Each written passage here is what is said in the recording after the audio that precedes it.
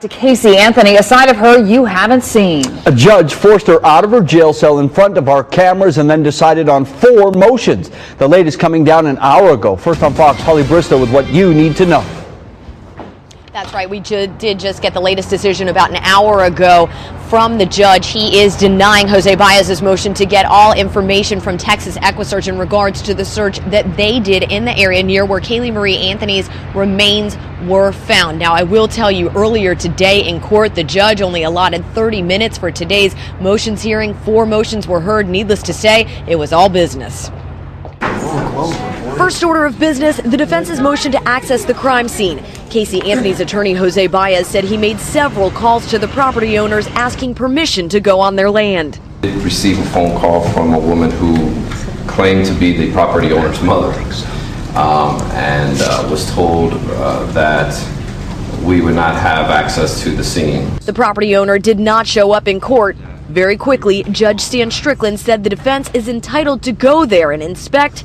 Motion granted. Next, the defense's motion asking that Texas EqquSearch hand over information on all searches near the area where a meter reader found Kaylee's remains, including maps, pictures, notes, and names of volunteers.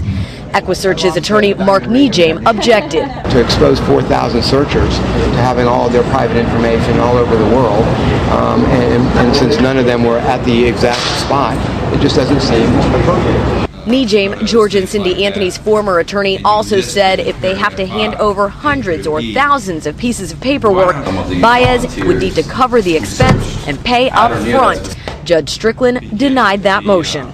Next, Judge Stan Strickland ruled that the state's motion to strike the defense's witness list a moot point. The defense amended their witness list on their own. The last motion, the defense's emergency motion to recuse. Linda Kenny Bodden asked that the member of the state attorney's office who filed a complaint with the Florida bar voluntarily recuse him or herself. The board does is they can't release the name, but they did confirm, if you ask the question, was this filed by the state's attorney's office? They did confirm to Mr. Chinaris that the report that we alleged in our papers was true, that someone from the state's attorney's office, again, we do not know who, did file this complaint against Mr. Baez.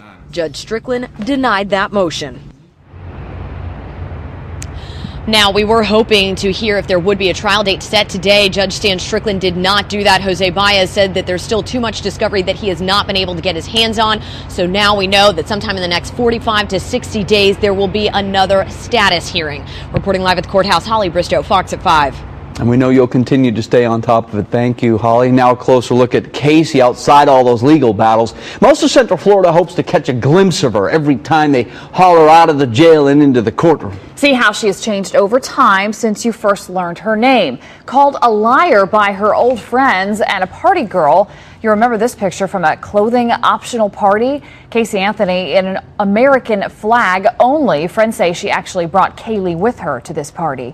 That party attitude fading by the time you saw her in cuffs in that infamous blue hoodie a few weeks ago. After months of no Casey, the judge hauled her into court and had her take the oath with her handcuffs on, still in her blue jumpsuit from the jail. Her looks, of course, changed quite a bit. But today, she had some time to prepare. Her lawyer found out last night that she would have to be in court today. Casey Anthony showed up in that simple gray suit you see her wearing there, her hair pulled back, and at one point, flashing a big smile. Her body language is fascinating to some, and that's why we brought in an expert tonight, body language expert Susan Constantine of Silent Messages, Inc. Susan, of course, as always, thank you so much for being with us. You're welcome. Thank you. You know, we picked out a couple pieces of video that we were hoping you could look at with us and kind of explain what you think is going on. And the first piece of video we chose is that one moments after she got into the courtroom. You could see her flash a big smile, and then at one point you can actually see her sort of laughing right there, laughing. I mean, that's sort of odd behavior for somebody who's on trial for the murder of their own child, isn't it? Well, absolutely. And the other thing is, too, is when you're seeing her being very quiet and her demeanor right here, of course, she's trying to conceal. When she's smiling and she's laughing, it's all a joke to her in a way. I mean, that's what she's trying to conceal, is that really she's on show. She loves being in front of the camera. She loves all the attention, and that's what we're seeing is because, you know, the exhibition is part of her.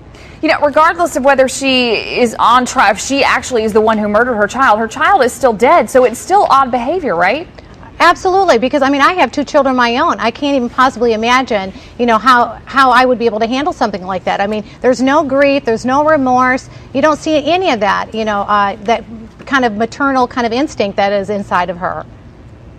All right, Susan, let's talk about this weird flirting thing that was going on today in court. We have a shot of that as well. You can see her sort of reach over to her attorney, poke his paper. She's got this smirk on her face, and then you can see her attorney smirking back at her like, haha, this is funny. I mean, this is just strange.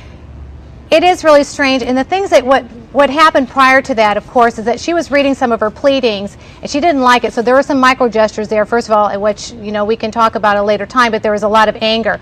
But also, too, there seems to be this flirtatious relationship that she has with her attorney. So she has no issue whatsoever as showing that openly in front of court because she can't control it.